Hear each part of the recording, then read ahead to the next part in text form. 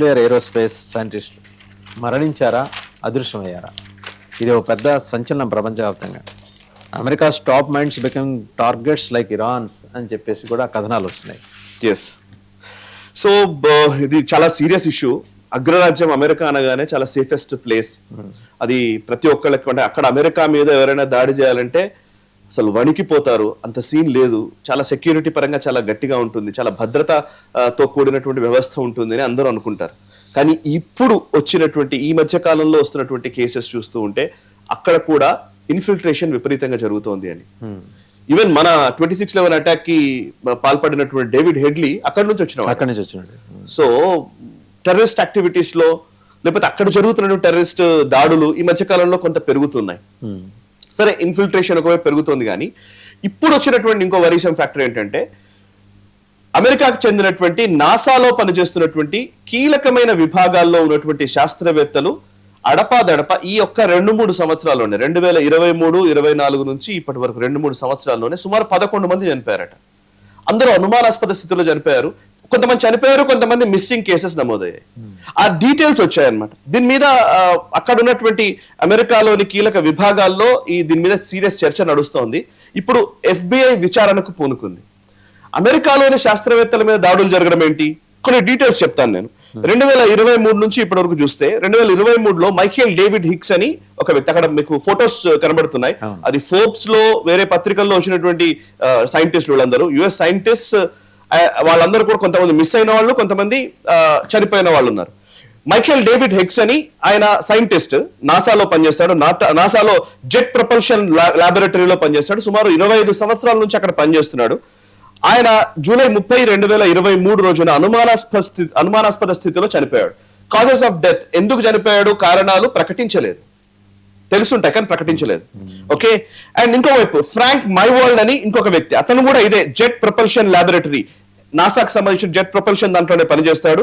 And ఈయన space research లో specialist అంట. ఇతను కూడా లాస్ ఏంజలస్ లో చనిపోయాడు. ఇది 2024లో ఈయన చనిపోయాడు. వీళ్ళిద్దరు కొలీగ్స్. ఇంకోవైపు మోనికా జెసెంటా రెజా అని, ఈమె ఏరోస్పేస్ ఇంజనీర్. ఈమె ఏంటంటే మెటీరియల్స్ ప్రాసెసర్ అన్నమాట.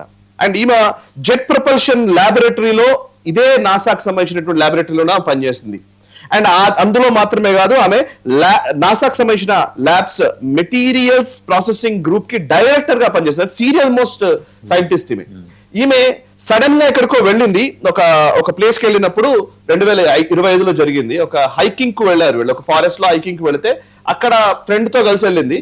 జస్ట్ 10 నిమిషాల వ్యవధిలో కనపడకుండా పోయిందంట. ఎక్కడికి వెళ్ళిందో తెలియదు, ఎవరు ఎత్తుకెళ్లారో తెలియదు, ఎత్తుకెళ్లారా ఏంటి తెలియదు. ఆ ఫ్రెండ్ వచ్చి కంప్లైంట్ చేస్తే ఇప్పుడు ఈ విషయాల మీద ఎంక్వైరీ చేస్తున్నారు. ఇంకోవైపు కార్ల్ గ్రిల్మేర్, ఇతను 67 సంవత్సరాల వయసు, ఆస్ట్రోఫిజిసిస్ట్. ఇతను ఏంటంటే ఈ ఇన్ఫ్రారెడ్ ప్రాసెసింగ్ లో మేజర్ అచీవ్మెంట్స్ చేసినటువంటి వ్యక్తిని, ప్రపంచంలోనే ప్రఖ్యాతిగాంచినటువంటి శాస్త్రవేత్తల్లో ఒకడట కార్ల్ గ్రిల్మేర్. ఇతను 2026 ఫిబ్రవరి నెలలో అనుమానాస్పద స్థితిలో చనిపోయాడు. ఇంకోవైపు ఆమీ ఎస్క్రిడ్జ్ అనే ఒక ఆవిడ, ఈమె యాంటీ గ్రావిటీకి సంబంధించి వర్క్ చేస్తోంది అండ్ ఎగ్జోటిక్ ఫిజిక్స్ లో వర్క్ చేస్తోంది. ఇన్స్టిట్యూట్ ఫర్ ఎగ్జోటిక్ సైన్స్ లో వర్క్ చేస్తున్నటువంటి వ్యక్తి. ఈమె 2023లో ఈమె చనిపోయింది, అలబామాలో ఈమె చనిపోయింది. అండ్ ఇంకోవైపు న్యూనో ల్యూరినో, ఇతను కూడా అట్లాగే. ఇంకా చాలా చెప్పాలంటే ఒక రిటైర్డ్ ఎయిర్ ఫోర్స్ అధికారి చనిపోయాడు, మిస్ అయ్యాడు.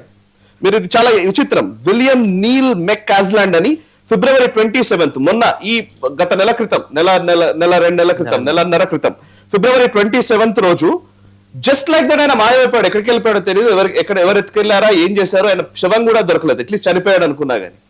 సో ఏంటంటే ఇతను ఏం చేశాడంటే పెంటగాన్ కి సంబంధించినటువంటి మోస్ట్ అడ్వాన్స్డ్ ఏరోస్పేస్ రీసెర్చ్ లో ఈయన కమాండర్ గా వర్క్ చేశాడు, దాన్ని హెడ్ చేసినటువంటి వ్యక్తి.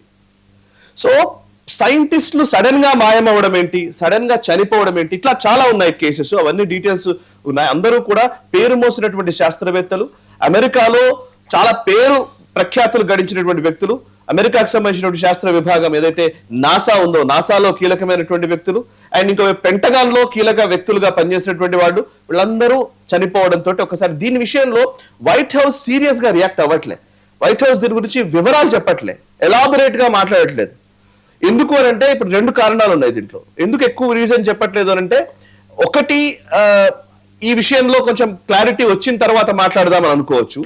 రెండవది ఏంటంటే అగ్రరాజ్యపు పరువు పోతుంది ఇప్పుడు ప్రపంచం ముందట. సో మన దగ్గర కూడా మనం చూసాం నంబి నారాయణన్ గారి పైన జరిగిన కేసులు. ఈవెన్ అమెరికా ఎప్పుడు కూడా సిఐఏ ఆపరేషన్స్ చేస్తూ ఉంటది. సిఐఏ ఆపరేషన్స్ ఎట్లా ఉంటదంటే రష్యాలో కానీ, అమెరికాలో, మన భారత్ లాంటి దేశాల్లో కానివ్వండి, లేకపోతే చైనాలో కానివ్వండి, ఎక్కడైతే ఈ సైంటిస్టులు కొత్త కొత్త ఆవిష్కరణలు చేస్తూ ఉంటారో వాళ్ళని సడన్ గా వాళ్ళ అనుమానాస్పద మృతి కేసులు మన దగ్గర కూడా నమోదవుతుంటాయి. హనీ ట్రాప్లు చేస్తూ ఉంటారు.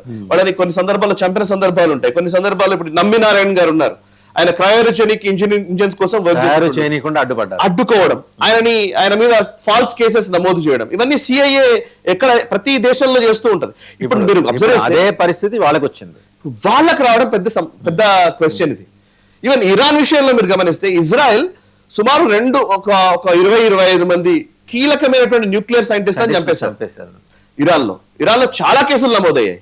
సో ఇప్పుడు అమెరికాలో ఎవరు చేస్తున్నారు ఇదంతా అనేది చర్చ నడుస్తుంది. అమెరికాలో ఇప్పుడు ఏంటంటే ఓవైపు చైనా, ఇంకోవైపు రష్యా, ఇంకోవైపు ఇరాన్, లేకపోతే నార్త్ కొరియా, ఇవన్నీ అడ్వైజరీస్.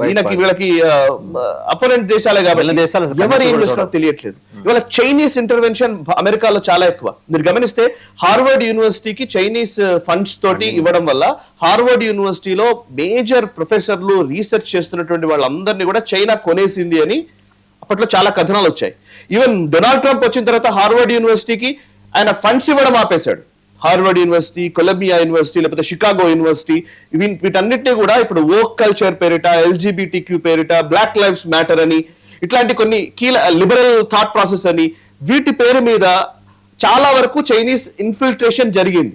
అమెరికన్ సొసైటీలోనే ఒక పేట్రియాటిక్ అప్రోచ్ అనేది తగ్గిపోతున్న క్రమంలో ఈ ఘటనలు జరుగుతున్నాయా అనేది FBI ఒక అబ్జర్వేషన్ చేసింది sir. The only element of commonality as of now is that all these people had very high security clearances and were working on sensitive national security and research projects including space research, fusion, national laboratories, advanced materials, aerospace or defence. మొత్తం ఈ 11 మంది ఉన్న commonality ఇదే. వాళ్ళందరూ కూడా very high security clearances ఉన్నోళ్లే. Correct. అంటే వీళ్ళ మీద ఇంత ఫోకస్ నడిచింది అన్నప్పుడు మరి FBI కానీ CIA కానీ ఎంత ఫోకస్ పెట్టాలి వాళ్ళ సెక్యూరిటీకి సంబంధించి, ఎందుకు చేయలేకపోయింది అంటే అది ఫ్రీ సొసైటీ ఫస్ట్ పాయింట్. ఇప్పుడు ఫ్రీ సొసైటీలో ఉన్న సమస్యలు కూడా కొన్ని ఉంటాయి. ఇప్పుడు అక్కడ అంటే కొన్ని రిస్ట్రిక్షన్స్ ఉంటాయి, ఎట్ ద సేమ్ టైం వాళ్ళకు ఫ్రీడమ్ కూడా ఎక్కువగానే ఉంటుంది. బికాస్ అసలు మెయిన్ ల్యాండ్ మీద ఎవడు దాడి చేయలేడు, ఎవరు మన అమెరికా మెయిన్ ల్యాండ్ లోకి వచ్చి ఆపరేషన్స్ నిర్వహించడానికి వీల్లేదు, ఎవరు చెయ్యరు అనే ఒక పెద్ద నమ్మకము, దాన్ని కంటిన్యూ చేసుకుంటూ వచ్చారు చాలా సంవత్సరాలుగా. అమెరికన్ సొసైటీలో మీరు చూస్తే బయట నుంచి వచ్చేసి ఎవరినో వేసేసి పోయిన సందర్భాలు చాలా తక్కువగానే ఉంటాయి. ఈ సుపారీ కిల్లింగ్స్ చాలా తక్కువగానే ఉంటాయి. మీరు గన్ కల్చర్ ఎక్కువగానే ఉంది, కానీ అక్కడ ఇంటెలిజెన్స్ కూడా చాలా సీరియస్ గా పనిచేస్తున్నాడు, డౌట్ ఏం లేదు. కానీ ఇప్పుడు ఈ మధ్య కాలం నేను అదే అంటున్నాను, అందుకే ఒక 25 years నుంచి ఏమైందంటే యూనివర్సిటీస్ లో ఒక విచ్ఛిన్నవాదం మొదలవుతూ వస్తుంది. ఇప్పుడు పాలస్తీనా అనుకూలము, లేకపోతే ఇజ్రాయెల్ వ్యతిరేకము, లేకపోతే అసలు ఎందుకు మన అమెరికా అగ్రరాజ్యపు హోదా ఎందుకు ఉండాలి, అసలు సూపర్ పవర్ గా ఎందుకు కంటిన్యూ అవ్వాలనే క్వశ్చన్స్ రావడము, అసలు డిఫెన్స్ మీద ఎందుకు ఎక్కువ స్పెండ్ చేస్తున్నారు మీరు అనే భావనలు పెరుగుతూ ఉన్నాయి. అండ్ ఇంకోవైపు ఒక తెలియని ఒక అమెరికన్ సొసైటీలోనే కల్చరల్ గ్యాప్ క్రియేట్ అయింది. రైట్. ఇదేమైందంటే వోక్ కల్చర్, లిబరల్ థాట్, ఇట్లాంటి వాటి అనేక అంశాలు తీసుకొచ్చేసి అక్కడే ఒక ప్రజాస్వామ్యాన్ని నెలకొల్పడం కోసం చేసేటువంటి నిరసనలని, వోక్ కల్చర్ అయితే చాలా సీరియస్ గా వచ్చిందండి. ఎంత వోక్ కల్చర్, డ్రగ్ కల్చర్ పెరిగిపోయింది, విపరీతంగా డ్రగ్స్ వస్తున్నాయి. అందుకే కదా ఇప్పుడు మెక్సికో నుంచి అక్కడ నుంచి వస్తున్న వాళ్ళందరూ డ్రగ్స్ తీసుకొస్తున్నారు, డ్రగ్ పెడ్లర్స్ అని డొనాల్డ్ ట్రంప్ అంటాడు. ఈవెన్ వెనిజులా నుంచి వచ్చేది కూడా డ్రగ్ పెడ్లర్స్ అనే వాళ్ళ మీద ఆరోపణలు చేస్తున్నాడు. సో ఓవరాల్ గా చెప్పాలంటే అమెరికన్ సొసైటీలోనే ఒక 50 ఏళ్ల క్రితం 40 ఏళ్ల క్రితం ఉన్నటువంటి ఒక ప్రైడ్ ఈ రోజు కనిపించట్లేదు. అక్కడ ఉన్న NRL చెప్తున్నమాట ఇది. సో ఇప్పుడు అందుకే ఆబ్వియస్లీ దాని ఏమంటారు, ఏదో సినిమాలో చెప్తారు కదా, గాలి వస్తుందని తలుపులు తెరుస్తాం కానీ దుమ్ము ధూళి కూడా వస్తుంది. సో ఆటోమేటిక్ గా ఆ ఫ్రీడమ్ అనే పేరుతో డెఫినెట్లీ అన్వాంటెడ్ ఎలిమెంట్స్ వస్తాయి. సో వాటి వల్ల ఈ అమెరికన్ సొసైటీ ప్రాబ్లమ్ లో ఫేస్ చేస్తుందా అనేది కూడా క్వశ్చన్ ఉంది. ఇప్పుడు మీరు అబ్జర్వ్ చేస్తే అమెరికన్ డిఫెన్స్ సిస్టమ్ లో కూడా, డిఫెన్స్ ఫోర్సెస్ లో కూడా గతంలో లాగా లేదు. డిఫెన్స్ ఫోర్సెస్ లో కూడా ఈవెన్ స్ప్లిట్ కనబడుతోంది. మీరు డొనాల్డ్ ట్రంప్ ఎలక్షన్స్ ర్యాలీస్ నిర్వహిస్తున్న టైంలో రిపబ్లికన్లు, డెమోక్రాట్లు అని వర్టికల్ స్ప్లిట్ కనిపించింది అమెరికాలో. మీరు గమనిస్తే ఆ టైంలో అంతా కూడా వర్టికల్ స్ప్లిట్. ఎట్లా అంటే అయితే ట్రంప్ ను పూర్తిగా వ్యతిరేకించాలి, లేదంటే ట్రంప్ ని పూర్తిగా నెత్తి మీద ఎక్కించుకోవాలి. ఇట్లాంటి భావజాలాలు పెరిగిపోయినాయి. ఇంతకుముందు అట్లా ఉండేది కాదు. సో ఈ పొలిటికల్ ట్రాన్స్ఫర్మేషన్ వల్ల కావచ్చు, లేకపోతే ఐడియాలజికల్ ట్రాన్స్ఫర్మేషన్ వల్ల కావచ్చు, ఇంకా చెప్పాలంటే సెక్యూరిటీ పరంగా అమెరికాను మించినటువంటి అంశాలు రావడం వల్ల కావచ్చు. ఇప్పుడు వేరే దేశాల్లో కూడా సెక్యూరిటీ అంతే సీరియస్ గా పెరుగుతోంది కదా, మనం ఒక అమెరికానే అనుకోవడానికి లేదు కదా, టెక్నాలజీ మారిపోయింది. సో బ్లాక్ లైవ్స్ మ్యాటర్ టైంలో, బిఎల్ఎం మూవ్మెంట్ వచ్చిన టైంలో, జార్జ్ ఫ్లాయిడ్ ఇష్యూ వచ్చినప్పుడు ఇట్లాగే అమెరికాలో నిరసనలు ఎవరు తెలపకుండా ఉండే విధంగా ఫేస్ రికగ్నిషన్ టెక్నాలజీని అమలు చేశారు. రైట్. ఫేస్ రికగ్నిషన్ టెక్నాలజీని అమలు చేసి సీసీటీవీలో ఫేస్ రికగ్నిషన్ చేసి వాళ్ళ ఇన్స్టాగ్రామ్ ఐడీల్ని పెట్టుకొని వాళ్ళకి సంబంధించిన సోషల్ మీడియా ఐడీస్ ని పెట్టి వాళ్ళని అరెస్ట్ చేసిన సందర్భాలు ఉన్నాయి. దాని మీద అదే అమెరికన్ సొసైటీలో అమ్నెస్టీ ఇంటర్నేషనల్ లాంటి వ్యతిరేకించాయి. సో మనం చూడాలండి ఖచ్చితంగా, అంటే ఏం జరుగుతుంది. ఎందుకంటే 11 మంది సైంటిస్టులు అండ్ ఇంజనీర్స్, ఏరోస్పేస్ ఇంజనీర్స్, వీళ్ళందరి మరణాల అదృశ్యాల దీని మీద FBI ఎలాగో ఇన్వెస్టిగేషన్ చేస్తుంది, క్యారీ అవుట్ చేస్తుంది, అండ్ సబ్సిక్వెంట్గా ఏం అవుట్కమ్ వస్తుందనేది చూడాలి. ఇది చాలా సీరియస్ కన్సర్న్. ప్రపంచం మొత్తం ఇవాళ 2 కీలకమైన